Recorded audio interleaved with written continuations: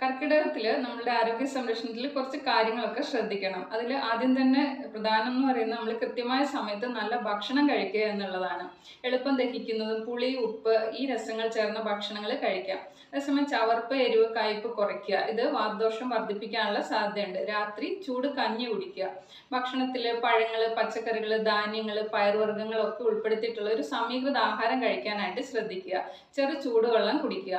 നെയ്യ് ദഹനശേഷി വർദ്ധിപ്പിക്കാൻ സഹായിക്കും. അതുകൊണ്ട് എണ്ണ കുറച്ചിട്ട് നെയ്യ് ഉപയോഗിക്കാനായിട്ട് ശ്രദ്ധിക്കുക. പ്രഭാത ഭക്ഷണം ഒരിക്കലും ഒഴിവാക്കരുത്.